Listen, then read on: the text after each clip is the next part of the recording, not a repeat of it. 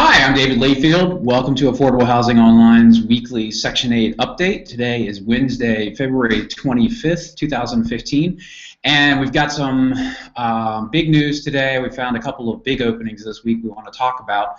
Right now, we are tracking 113 waiting lists across the country that are open right now as we speak. Another 10 are going to be opening soon in the next, within the next month or so.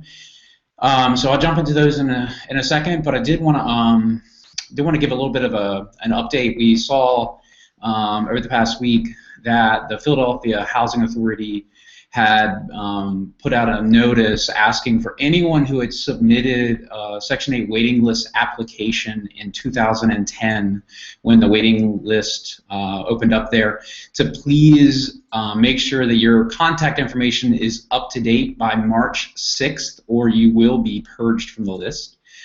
You can get details about how to go about doing that on our Philadelphia page on Affordable Housing Online. So I'm going to move in now to a few waiting lists that are open right now.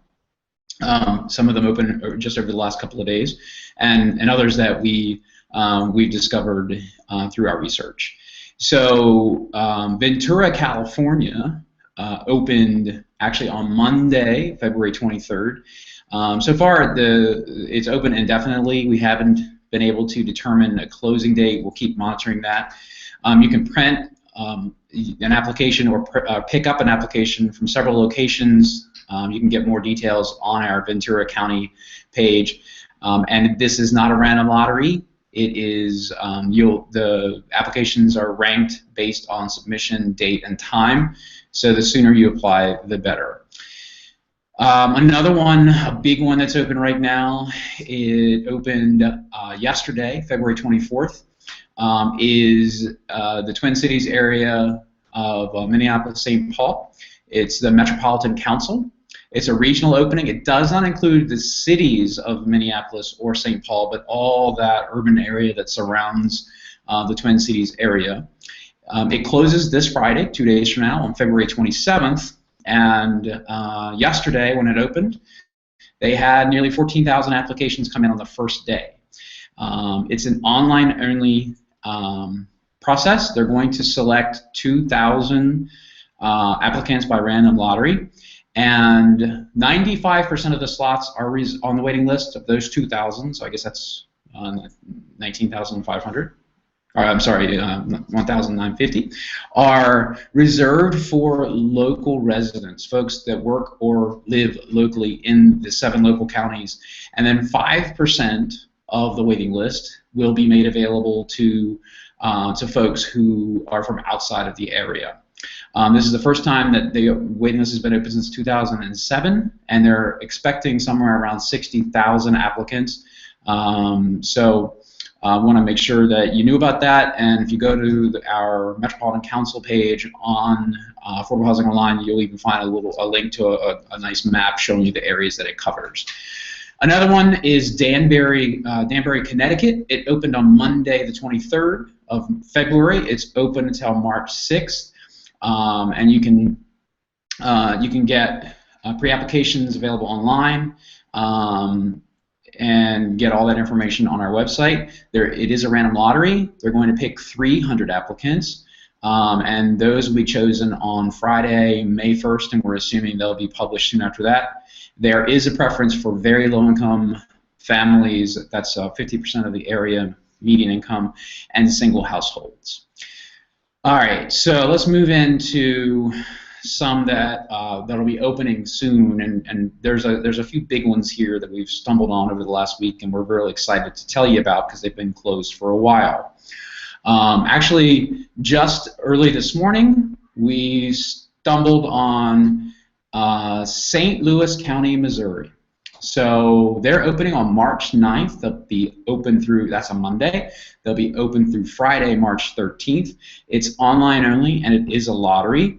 They're going to select approximately 5,500 applications, and the preferences is a website. The last time they opened about 5 years ago, they had 30,000 applications for just 6,000 lottery slots. If you remember back in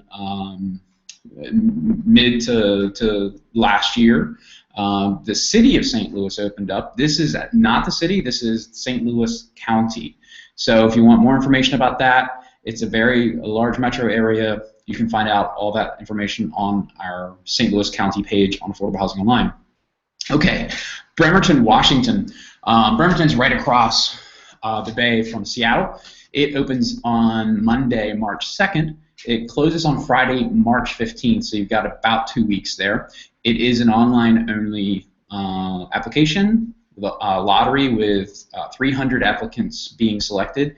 There's no preferences that we've been able to confirm, and they last opened their Section 8 waiting list in 2010. You can get all the information about that opening on our Bremerton, Washington page. Another fairly large opening that we've just learned about is Pueblo, Colorado. It opens on Sunday, March 1st. The closing date is a little bit fluid. They say they're going to stay open approximately 90 days, which puts it closing sometime around the end of May, and we'll make sure to update that closing date as it gets more concrete. It is an online-only application, and pre-applications are only submitted via email. Any preferences are listed on our webpage at Affordable Housing Online for Pueblo. All right. Let's see. Actually, Peekskill, I'm going to comment about Peekskill. Peekskill is actually already open. It opened on Monday, the 23rd of February. And we've seen quite a bit of traffic through our website on Peekskill. So if you're in that area of New York, you might want to go and check that out now and get an application in. I'll also talk about Thurston County, Washington, which is the Olympia, Washington area. It opens this Friday, 2 days from now, on February 27th. It closes on March 12th. It's online only. There's 1,000 applications being chosen through random lottery. And there is a local residency preference. 30 days after the closing date, applicants will be notified of whether or not they were selected through the lottery. And they're expecting not to open again for about 3 years. Lane County, Oregon, which is the Eugene, Oregon area, also opens this Friday, closes on Friday, March 6th. It's an online-only lottery, and you can get details about that opening as well. The Waco, Texas, the city of Waco is opening its Section 8 waiting list on Tuesday, March 3rd. It'll remain open for 30 days following a public notice, and we'll make sure to update that closure date when that public notice gets issued. It's an online-only application, and this one is not a lottery. You're actually going to be placed on the waiting list based on your date and time of submission. There are several preferences, including veterans, victims of domestic violence, and persons who are homeless. They last opened their waiting list in 2011, and they had 3,000 applications.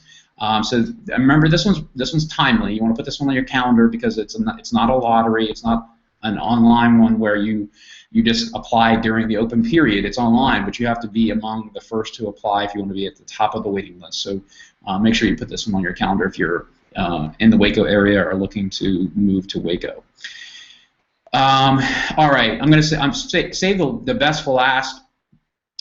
We have a lot of followers on Facebook in the Chicago and Detroit area, and as you know, Chicago opened up last fall and had something like 280,000 applicants. We had a lot of our users that were able to apply, and now we've learned that Detroit is opening up. This one's a big one to talk about. It opens on Monday, March 2nd. It closes on Sunday, March 15th, so you have 2 weeks to apply. It's online only, and it's a random lottery, they will place 7,000 names on the waiting list within 60 days of the application period. So they're going to choose 7,000 names based on that random lottery. Eligible households are in Wayne, Macomb, Oakland, Lapeer, and St. Clair counties. The preferences, one of the big preferences that we noted that we don't see often are families that were terminated from the Housing Choice Voucher Program due to insufficient funding. If you remember a couple of years ago, through something called sequestration, it was a new budget term that basically took about 2% off of every single federal program. So folks that had perhaps just gotten their vouchers, that voucher funding had to be rescinded and taken back. So the Detroit Housing Commission has established a preference to basically give vouchers back to anyone who had received the voucher and then had it taken back through that sequestration process. Another preference are families displaced by a natural disaster. You can find out all the information about this Detroit opening on our Detroit pages and our Detroit Housing Commission pages, and we will continue to gather as much information as we can on the opening and post it on our Detroit pages. We have several other openings that it would take me way too long. I'd be sitting here all day talking if we covered all of them. But if you want to dig through and see if there's something else closer to your area, please do so. Go to our open Section 8 waiting list page on Affordable Housing Online. There's a list there of all 123 or so.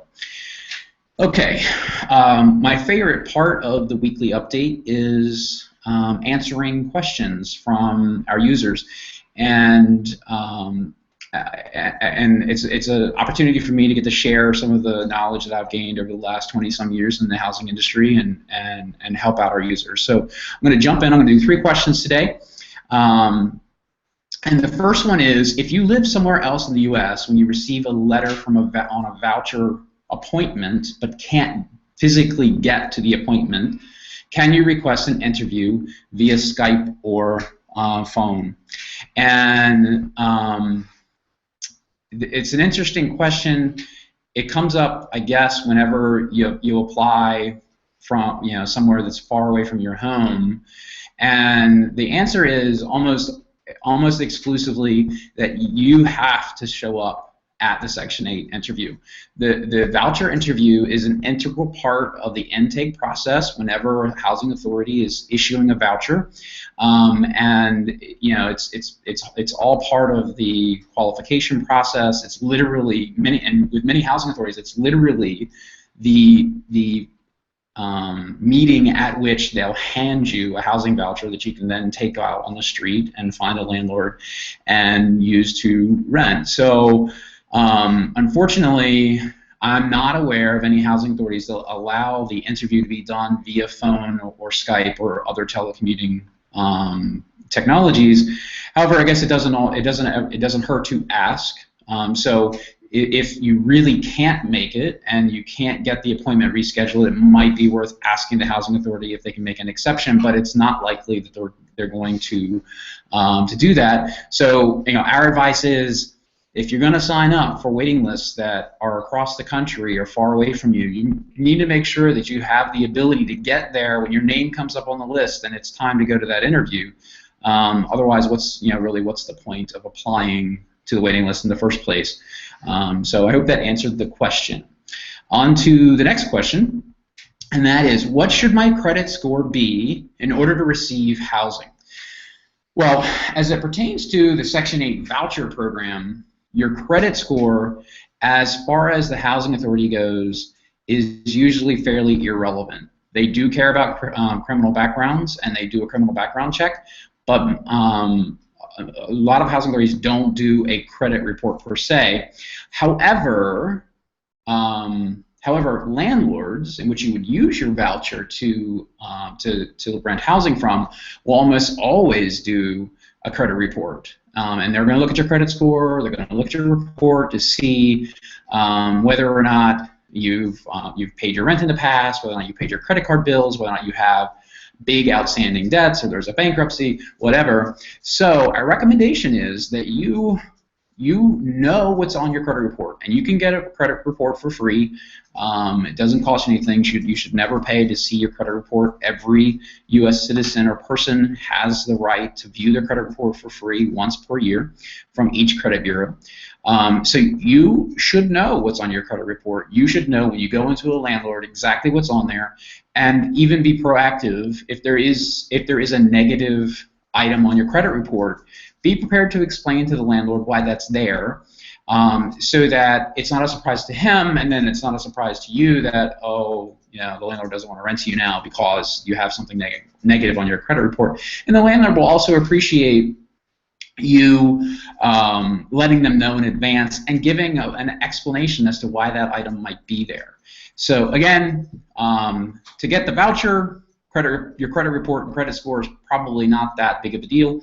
However, in order to use the voucher at a rental, it's of utmost importance. So I hope that answered that question.